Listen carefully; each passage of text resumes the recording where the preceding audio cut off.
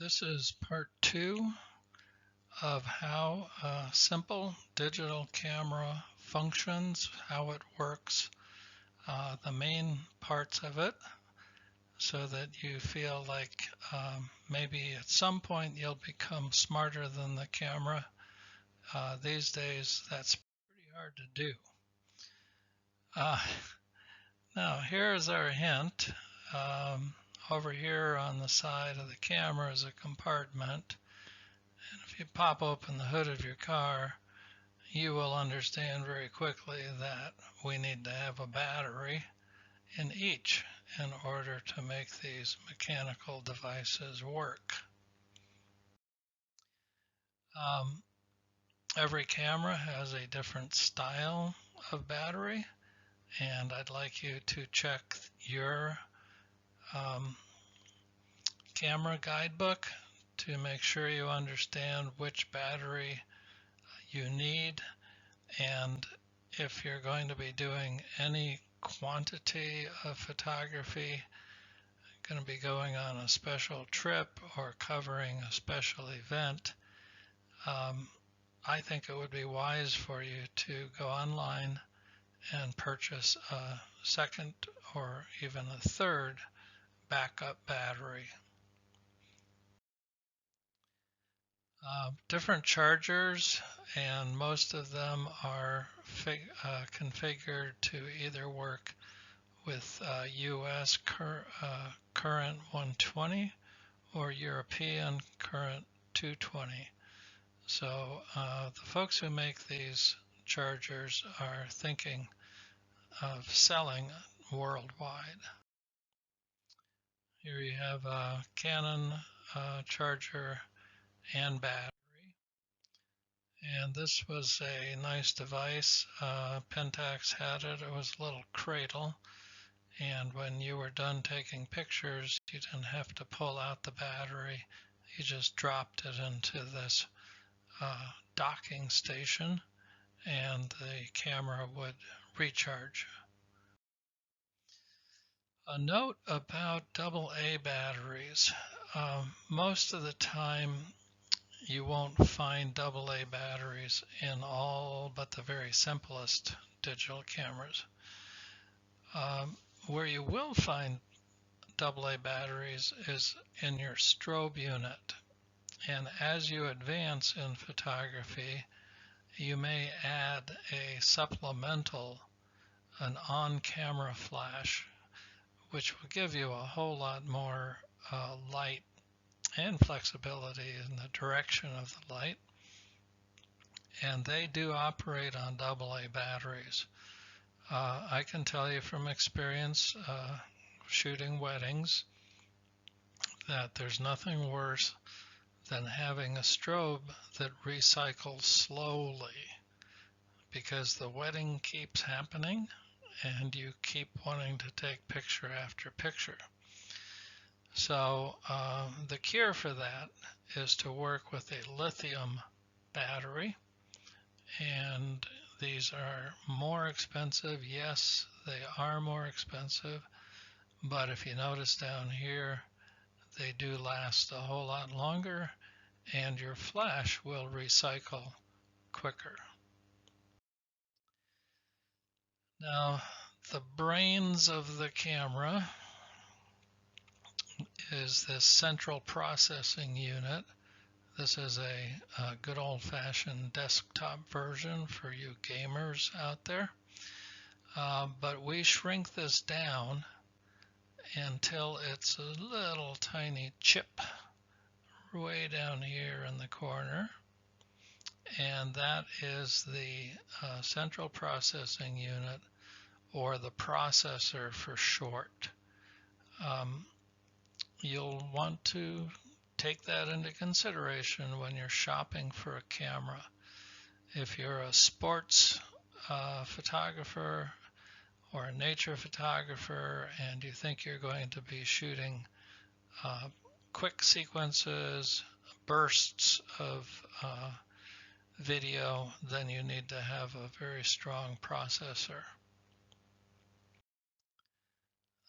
Doesn't look like much, a little black card on a motherboard, but that is a computer. Now, sometimes you can do things in your camera. One of the selling features may be you can shoot in monochromatic, meaning you can shoot in black and white. You can tell your camera, take all the pictures in black and white. Well, I would advise against that. What we want to do, even if we're going to shoot black and white, what we want to do is capture in color. And then later on, we'd like to use the biggest processor that we could, not the little one inside the camera, but a larger one, such as something in Photoshop or Lightroom, Snapseed, that has a better set of sliders that will help you to make your black and white pictures better than if you ask this little bitty onboard computer to do the heavy lifting for you. Now this is a flow chart, and it's a graphic presentation of what happens during picture taking.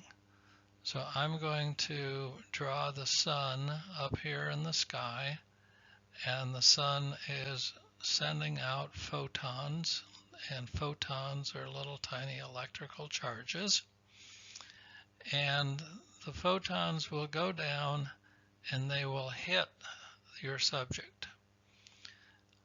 Some of those photons are going to go reflected backwards and be caught in the lens, and the lens will bend them and they'll focus them. Now, the light is actually on its way to this black piece right here, which is called the sensor. But before it hits the sensor, it goes through this filter. And this is the way that a picture can be coded for color, by going through this filter. When the light hits the sensor here,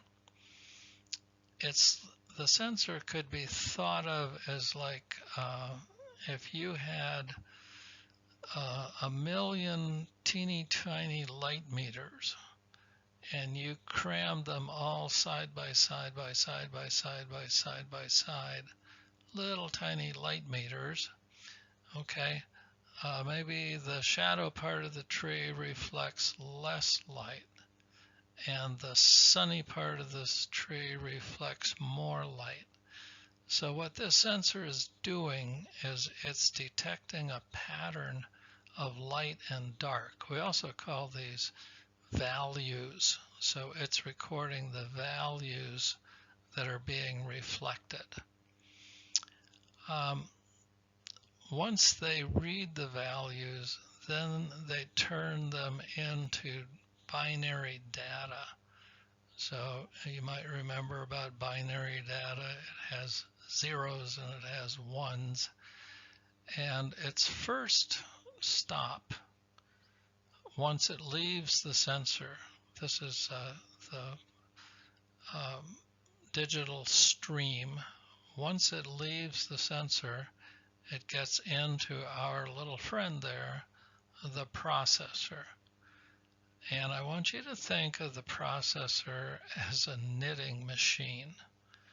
The processor is going to take all of the information and form it into readable data, which once it's all put together, can be stored on a memory card, and then it can be outputted to the back of the camera as a JPEG. And generally speaking, on a small camera, you have JPEG files, so they can be read instantly on the back of the camera.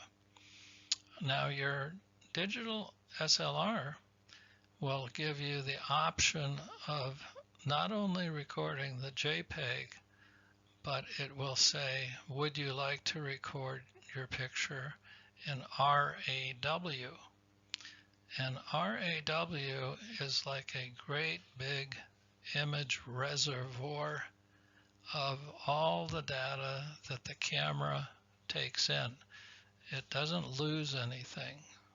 Up here in JPEG, in order to make the file smaller, the processor starts to compare similar colors. It throws certain colors out and it takes shortcuts. So that's we like small files. They upload easily, but on occasion we don't like a small file because when you print it, you'll start to see pixelation patterns and artifacts if you print it too big. So if you capture in RAW, you will be able to output it into different TIFFs or different formats, which will give you a better large print.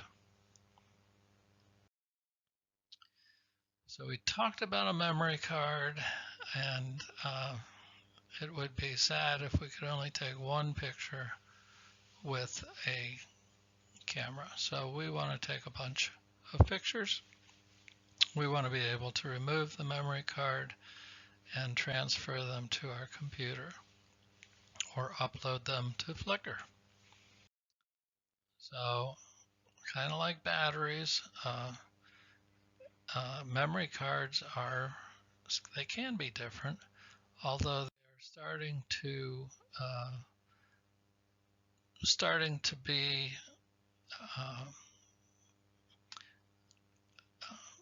starting to become standardized in the SD card. And this is a few years back. I don't think you'll ever find this small of a card again. For you guys, I would recommend maybe a 6 gig card. Don't go out and buy a huge card, because if you have a malfunction with a card, then you've lost a whole bunch of pictures.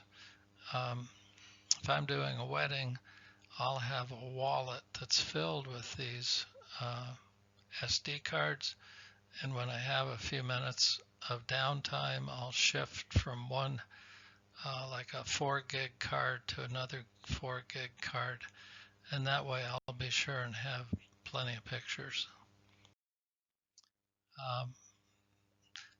Again, this is every once in a while you might find a camera that takes a compact flash battery, much larger than the SD cards. That's going away. We like smaller cards. The last thing I have here is a shutter, and I have a button. So in Sesame Street land, you say push the button to take a picture. And here what we say is release the shutter button, release the shutter, release. So that is the cue for all of the electricity that's zooming around inside the camera. That's the clue that we're now doing a picture. Click like that. If you're if you're a wildlife photographer and you use a long lens, telescopic lens, you're going to want to be shooting on a tripod, and you'll want to have a remote release in your hand. So this is the shutter button that's on top of the camera. Now it's on a cable, and you won't be creating camera vibration by pushing on the camera body. You can just hold this, and if you're taking star trail pictures and you need a shutter to stay open for 2 hours or 3 hours. On the remote, there's a switch that you can use to lock the shutter open for super long exposures. These are just some miscellaneous things. Cameras have a main control dial, and that's your way of readjusting the camera. You might put it in a different scene mode. Sometimes there'll be portrait mode or sports mode. So this is actually your way of communicating with the processor and telling it what to do. You don't have a mouse and you don't have a screen, but you have that control dial. Many of our cameras are going to have some form of zoom, and a small point and shoot camera will have a little automatic zoom in, zoom out, shutter button on top, and that's pretty much it on that one. And your map for your SLR, your DSLR, is going to be in your camera guidebook. So spend some time trying to figure out what all of these buttons are used for. I will be emphasizing the fundamental camera operation, and then some of these extra things are bells and whistles that you don't need to know about for every picture taking, but on occasion they really come in handy, so it's good to know about them.